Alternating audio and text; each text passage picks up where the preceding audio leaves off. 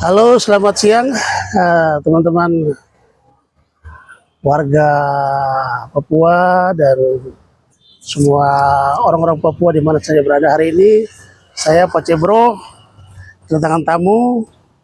Ini laki-laki Papua ini pasti penasaran toh,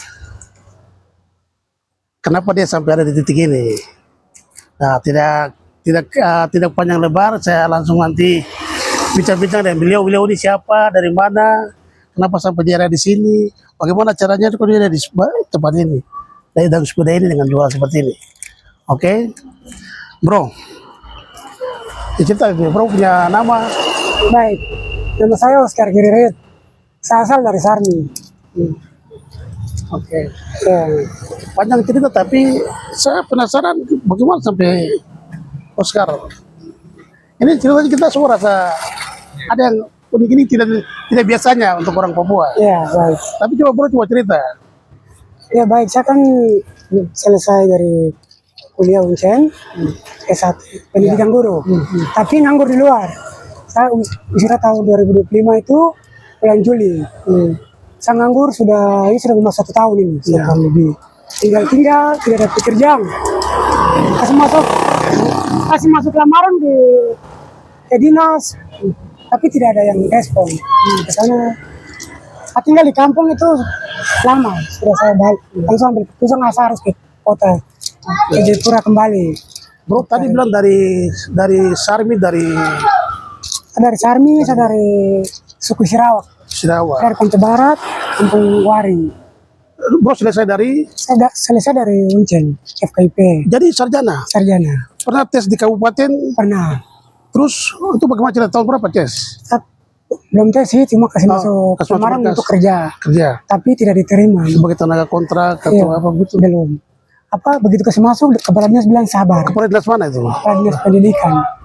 Jadi beliau ini, Pak Oscar ini, dia pernah masukkan berkas. Ini beliau ini sarjana loh, dari Uncen, dari fakultas FKIP, program studi geografi. Dari Uncen, beliau pernah kasih masuk, si Orkas ini pernah kasih masuk lamaran di dinas pendidikan, namun belum diterima, mungkin ya belum dibutuhkan ya. Iya, dibutuhkan. Tapi hari ini ya beliau bisa ada seperti ini, itu bagaimana ceritanya? Jadi tinggal di Jayapura sini lihat informasi. Sebelum ke sini tuh saya jual kopi keliling dulu. Ya. Malam itu di Unceng, kopi biasa itu gula sama kopi 5.000. Terus siangnya saya jual tisu di pasar, jalan masuk pasar Yotefa itu.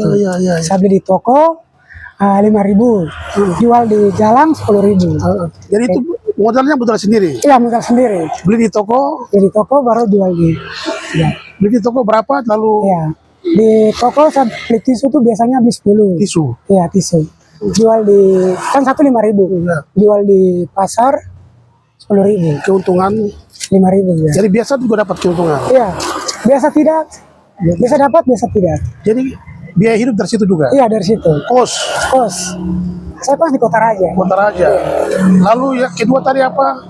Kopi saya jual di depan STJ sampai ke beberapa Unceng, sampai ke otonom. Pasar otonom malam kota. Oke, ini juga? Jalan. Jalan pertama. Luar biasa.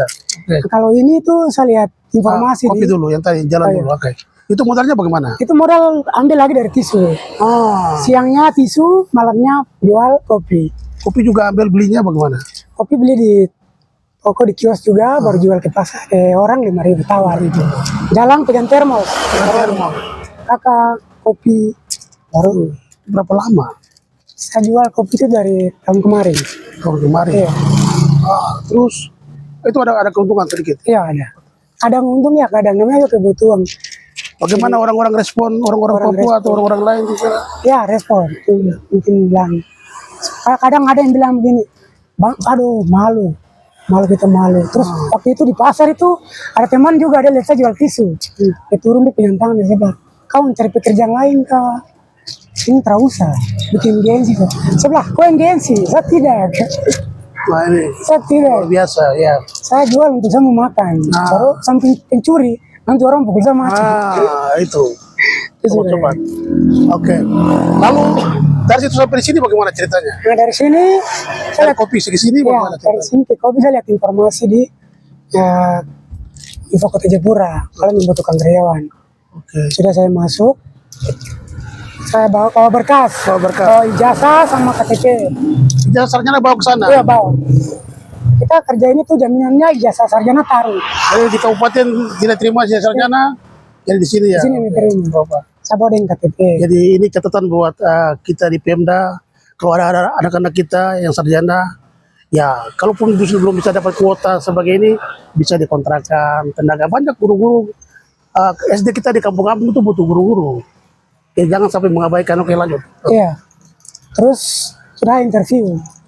Di interview tanya saya pengalaman kerja. Saya bilang kita tidak punya pengalaman kerja, tapi saya selesai sarjana. Terus saya jualannya kopi saja, kopi keliling. Itu yang bos tanya, kenapa tidak jual kopi itu lanjut? Saya bilang aduh modalnya sedikit, jadi pengen kerja di sini. Oke. Oh iya sudah. Langsung ibu bilang oke sudah, ibu tes kopi dulu. Nanti kalau tembus baru ibu telepon. Oke. Interview selesai sudah ibu bilang, ibu minta satu kopi, bilang sudah nanti jam 11 kamu masuk kerja. Sudah jam 11 saya langsung kerja. Ini sudah berapa lama? Ini sudah masuk mau 2 tahun kemarin. Ini bulan Juli toh? Ya. Bulan Februari kemarin. Februari Iya. sudah ada punya 4-6 bulan. Iya. Jalan-jalan itulah. Kemudian sistemnya bagaimana? Keuntungan bagi hasil seperti apa nih? Keuntungan itu saya jual, saya store pay, macam contoh ada dapat satu hari 100, ada apa 200. Saya store dulu. Saya store, kalau ada minus macam bayar tuh kasih lebih. Berarti 1000-nya dipotong. Oke. Nah, nanti baru dikasih gaji begitu. Oke. Gajinya 1 koma saja. Jadi gaji bulanan. Iya, Oke. Tapi hari-hari makan minum? ditanggung makan siang saja. Oh ditanggung makan siang, malam Malam sendiri. cari sendiri. Oke. Itu berapa? 1 bulan? 1 bulan itu 1,5. Itu pakai apa saja? Pakai bikin apa? Itu simpang, Simpan. tabung, lain ada juga kuliah di OG. Ada biaya ada Iya, juga ada biaya ada juga. di Stio G. Iya, sekarang ada daftar. Luar biasa. Jadi ini sekarang jadi tanggungan ini buat adik sendiri lagi. Iya, dari Itu ada berapa keluarga? saya ada 6, saya anak yang keempat. 4. Iya. Kakak yang lain-lain. Kakak yang lain-lain semua tamat SMA saja. Yang saya yang nomor 4 saja yang sarjana. Orang tua. Orang tua ada, mama meninggal. Ya, oke. Iya. Baik. Sekarang apa setelah pengalaman ini apa yang ada rasakan atau yang Oscar rasakan? Ini pekerjaannya sebenarnya apa menjadi motivasi? Motivasi saya tuh tetap semangat karena hidup ini kan tidak gampang. Tidak gampang. Kita mau makan kan harus kerja. Harus kerja. Kan apalagi kan kita di Jayapura sini toh. Ya. Kadang kita sebagai orang Papua kan tahu toh. Ya. Kita buat salah sedikit kan mereka selalu ada yang dipukul. Jadi ya satu jalan ya kita. Ada hal yang paling memilukan sama yang paling menyedihkan Menjadi dari yang menyedihkan ya. dari perjuangan ini. Yang menyedihkan itu jujur aja kalau saya sedih itu karena saya punya ijazah sarjana sih, tapi saya tidak terima di satu kabupaten Sarmi. Padahal saya sudah pulang balik kantor itu. Kantor dinas pendidikan Kabupaten Sarmi itu sampai jalan kaki pikul tas, pegang berkas, tapi tidak ada yang respon. Saya sebagai anak Sarmi merasa kecewa. Tapi sudah itu mungkin jalan tuang begini ya. Saya kerja apa gitu. Mungkin ini mungkin cuma satu waktu, nanti ada waktu baru mungkin saya bisa diterima. Tetap kuat. Mungkin ini bagian dari pengalaman yang dia harus jalani. Melayani dulu sebelum nanti mungkin ya pasti Tuhan siapkan juga tempat buat dia. Baik.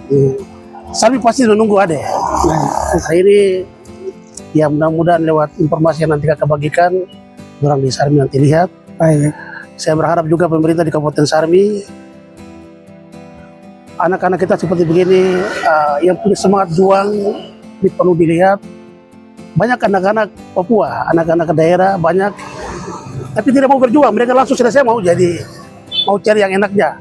Tapi ini menjadi pelajaran buat kita semua. Ini membuktikan bahwa beliau ini orang pekerja, beliau ini orang berusaha, beliau ini orang yang mau membangun. Kalau beliau sudah begini, bagaimana dikasih ruang buat bekerja?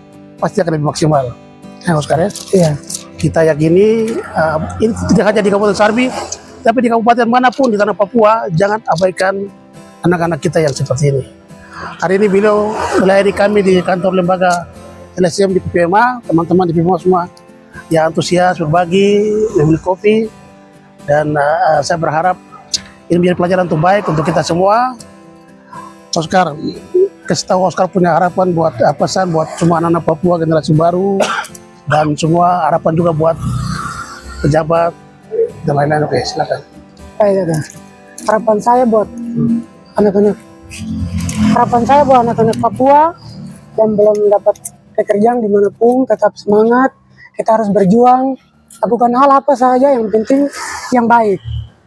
Nah, untuk kebutuhan dalam ketempuh hidup, untuk para petinggi yang ada di Papua, kami ini generasi bangsa Papua, penerus tanah Papua ini. Jadi seperti kami anak-anak yang mendapat pekerjaan begini, tolong lihat kami punya keluhan, sedih kami yang ada sekarang, berjuang untuk sama-sama untuk tanah Papua ini.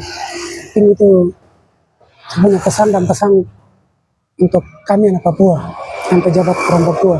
Baik, kasih. Baik, demikian hari ini kita kedatangan tamu Oscar, anak Tabi, anak Jayapura, yang memang salah satu anak Papua yang lagi bergiat menunjukkan eksistensinya di tanah Tabi. Kenapa kita harus malu? Orang lain saja datang berjuang, bisa beli rumah, beli ini, tetap saja mau cari yang instan. Baik. Hari ini Oscar ajar kita semua bahwa hidup itu perlu perjuangan. Baik. Oscar ya? Baik. Terima kasih sudah berkunjung ke kantor, sudah layani teman-teman di sini. Besok lusa mampir terus. Siap. Hari kita bikin, kalau ada papel kita mau papel ya. Siap. Terima kasih. Begitu, sampai jumpa. Salam Pak Jebro. Dulu kelamnya malam berbisik mesra, rimba raya berdiri kokoh memeluk semesta. Pohon-pohon raksasa menjulang ke angkasa, menjadi rumah nafas dan pemberi rasa. Lalu datang besi-besi raksasa merobek sepi, pembalakan liar membantai tanpa hati. Eksplorasi serakah mengeruk isi bumi, meninggalkan lubang menganga yang mati.